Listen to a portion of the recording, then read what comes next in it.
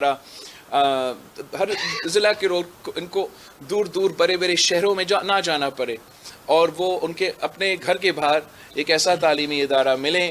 خرچہ بہت زیادہ ہو گیا ہے، ٹرانسپورٹ کا، رہائش کا مشکل ہوتا ہے. اس سے امید یہ ہے کہ نہ صرف ہمارے نوجوان بھائی مگر میرے بہنیں جو ہیں ان کو بھی اگر ہم تعلیمی ادارے ہر ڈسٹرکٹ میں لے کر آئیں گے تو ہمارے لوگ تھوڑا سا ریلکٹنٹ ہوتے ہیں کہ دور اپنے بیٹیوں کو بھیجنے کا. تو اس طریقے سے ان کو بھی انشاءاللہ تعالی کوشش ہمارا یہ ہوگا کہ تعلیم کے جو فیسلٹیز ہے ان کو ہم پرووائڈ کرنا چاہیں گے. آخری جو ہمارا وعدہ ہے وہ مفت معیاری صحت کے ادارے جیسے NICVD کا منصوبہ ہے، خیرپور کا گمبٹ کا منصوبہ ہے.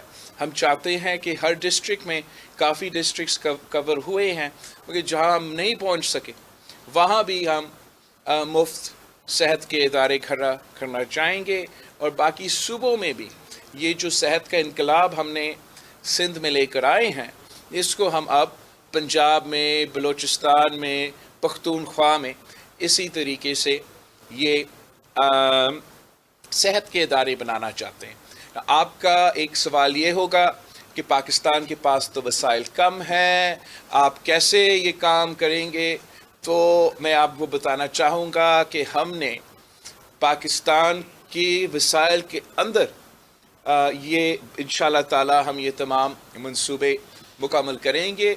اور وہ اس طریقے سے کہ ایک جو 17 وزارتیں 18ویں ترمیم کے تحت 2015 میں ان کو ڈیوالو ہونا چاہیے تھا مگر افسوس کے ساتھ نہ میاں صاحب نے نہ خان صاحب نے ان وزارتیں کو ڈیوالو کیے اور سالانہ 300 ارب روپیہ سے زیادہ ان 17 وزارتیں میں ضائع ہوتے ہیں.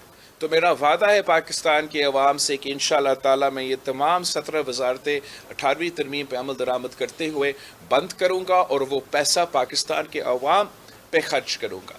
اس کے ساتھ ساتھ ہم نے اس پہ جو سبسڈیز ہے، جو اشرافیہ کو حکومت کی طرف سے سبسڈیز دیے جاتے ہیں وہ بھی سالانہ 1500 ارب روپیہ اشرافیہ کو سبسڈی کی صورت میں دیا جاتا ہے.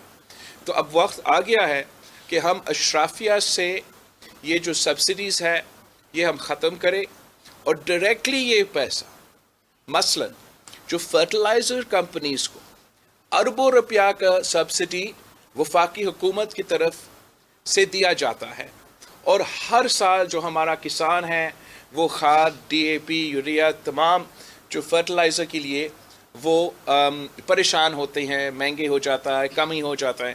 تو میں سمجھتا ہوں اس سے بہتر کہ ہم بڑے انڈسٹریز کو یہ سبسڈیز دینے کے بجائے انشاءاللہ تعالی ہم ڈائریکٹلی اپنا ہاری کے جیب میں ہاری کارڈ کے تھرو اس قسم کے سہولتیں پہنچائیں گے. اور باقی جو میں نے منصوبے نشاندہی کی ہے اس طریقے سے ہم ان منصوبے کو انشاءاللہ تعالی فنڈ کریں گے. تو میں جیکب آباد کے عوام سے خاص طور پہ اپیل کرتا ہوں کہ میں آپ سب کا شکر گزار ہوں، اس صوبے کے عوام کا شکر گزار ہوں کہ ہر الیکشن میں انہوں نے مجھ پہ اعتماد کرتے ہوئے پاکستان پیپلز پارٹی کو جتوایا ہے اور ہر الیکشن میں ہم پچھلے الیکشن سے بہتر پرفارم کرتے ہیں. تو یہ ایک ثبوت ہے کہ اس صوبے کے عوام سمجھتی ہے کہ پاکستان پیپلز پارٹی ہی نہ صرف ان کے کام کرتے ہیں مگر وفاق میں جا کے ان کی نمائندگی کرتے ہیں. میرا درخواست ہے، اپیل ہے اس صوبے کے اور اس ڈسٹرکٹ کے عوام سے کہ مجھے ایک بھاری اکثریت چاہیے. مجھے بھاری اکثریت اس لیے ضروری ہے تاکہ میرے لیے آسان ہو کہ میں آپ کا کام کر سکوں.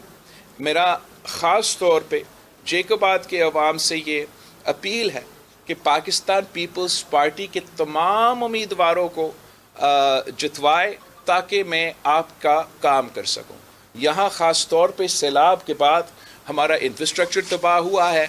سندھ بھر میں جو ہمارے تعلیمی ادارے ہیں 50% ہمارے جو سکولز ہیں ان کا نقصان ہوا ہے.